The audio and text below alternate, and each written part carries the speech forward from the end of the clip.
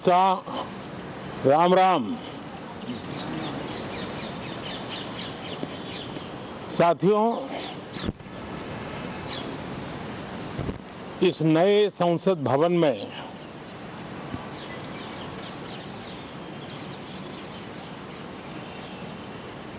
जो पहला सत्र हुआ था,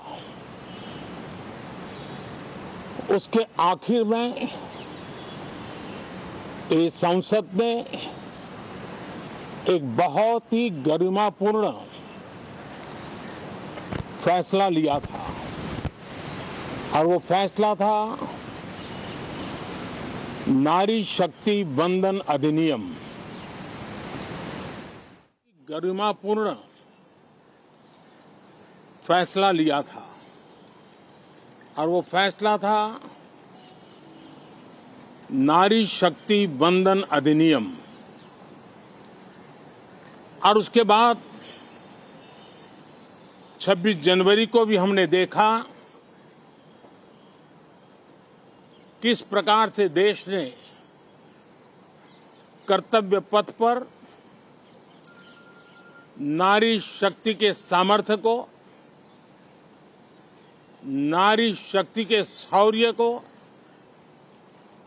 नारी शक्ति के संकल्प की शक्ति को अनुभव किया।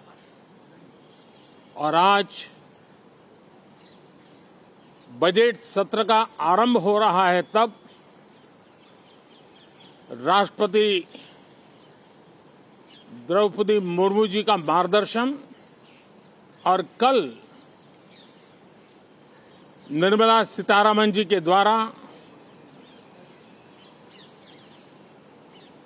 इंटरिम बजट, एक प्रकार से ये नारी शक्ति के साक्षात्कार का पर्व है। साथियों, मैं आशा करता हूं कि गत 10 वर्ष में जिसको जो रास्ता सूझा, उस प्रकार से संसद में सबने अपना अपना कार्य किया। लेकिन मैं इतना जरूर कहूंगा कि जिनको आदतन हुड़दंग करने का स्वभाव बन गया है, जो आदतन लोकतांत्रिक मूल्यों का चीरहरण करते हैं, ऐसे सभी माननीय सांसद आज जब आखिरी सत्र में मिल रहे हैं, तब जरूर आत्मनिरीक्षण करेंगे कि 10 साल में उन्होंने क्यों किया। अपने संसदीय क्षेत्र में भी 100 लोगों को पूछ ले, किसी को याद नहीं होगा, किसी को नाम भी पता नहीं होगा जिन्होंने इतना हुड़दंग हो हल्ला किया होगा। लेकिन विरोध का स्वर तीखा क्यों ना हो, आलोचना तीखी से तीखी क्यों ना हो, लेकिन जिसने सदन में उत्तम विचारों से सदन को लाभान्वित किया होगा, उनको बहुत बड़ा वर्ग आज भी याद करता होगा।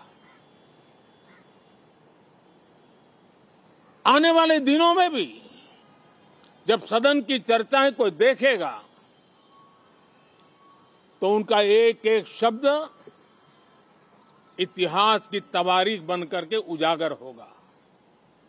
और इसलिए जिन्होंने भले विरोध का किया होगा, लेकिन बुद्धि प्रतिभा का दर्शन कराया होगा, देश के सामान्य मानवी के हितों का कंसर्न दिखाया होगा,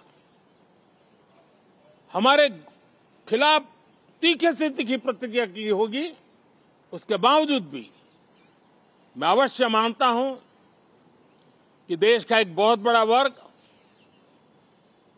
लोकतंत्र प्रेमी सभी लोग इस व्यवहार की सराहना करते होंगे। लेकिन जिन्होंने सिर्फ और सिर्फ नकारात्मकता, हुड़दंग, शरारतपूर्ण व्यवहार ये जो किया होगा उनको शायद ही कोई याद करे।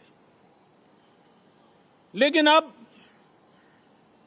ये बजट सत्र अवसर है, पश्चाताप का भी अवसर है, कुछ अच्छे फुटप्रिंट छोड़ने का भी अवसर है।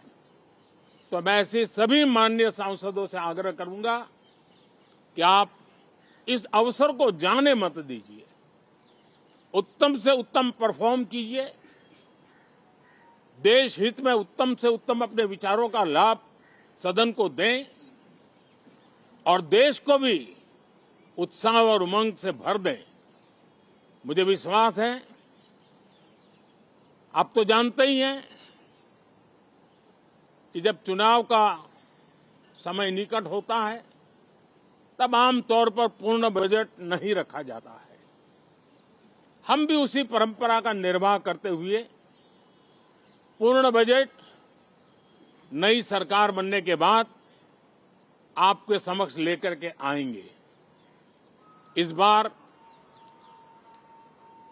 एक दिशा निर्देशक बातें लेकर के देश की वित्त मंत्री निर्मला जी हम सबके सामने कल अपना बजट पेश करने वाली है। साथियों, मुझे विश्वास है कि देश नित्य प्रगति की नई नई ऊंचाइयों को पार करता हुआ आगे बढ़ रहा है। सर्वस्पर्शी विकास हो रहा है, सर्वांगीण विकास हो रहा है, सर्वसमावेशक विकास हो रहा है। ये यात्रा जनता जनार्दन के आशीर्वाद से निरंतर बनी रहेगी। इसी विश्वास के साथ फिर आप सभी को मेरा राम राम।